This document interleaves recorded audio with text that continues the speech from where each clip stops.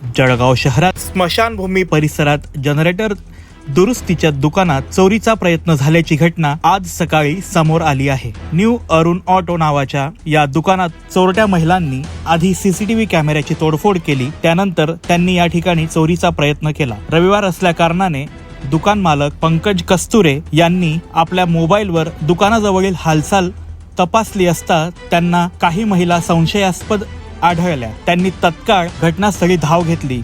यावेळी त्यांनी आपले मित्र विवेक जगताप यांना कॉल करून सदर घटनेबाबत कळवले।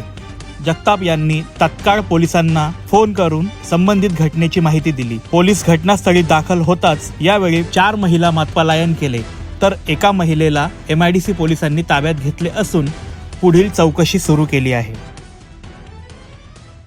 नमस्कार सर, मी पंकज अरुण कस्तुरे। माझं न्यू अरुण ऑटो नावाने फर्म आहे। जनरेटर रिपेअरिंगचा माझा व्यवसाय आहे। 3-4 दिवसापुढे माझ्याकडे एक चोरी झाली होती किरकोळ स्वरूपातली। ती आम्ही कॅमेऱ्यात बघितली होती आणि मग मी त्याच्यावरती नजर ठेवून होतो।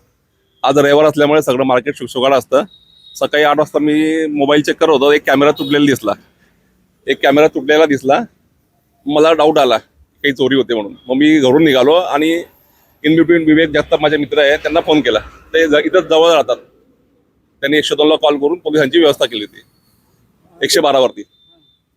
आणि मग इथं आल्यावर बघतो तर 4-5 महिला चोरी करताना दिसल्या। त्यातली एक महिला पकडली गेली। तिला आता आम्ही पोलिसांचा स्वाधीन केलेलं आहे। MIDC पोलीस स्टेशनला त्याचा तपास चालू आहे। आमचं जनरेटरचे काही सुटे भाग असतात, त्याची किंमत खूप असते आणि त्या कॉपरच्या आणि ॲल्युमिनियमच्या ह्याच वस्तू चोरी करतात।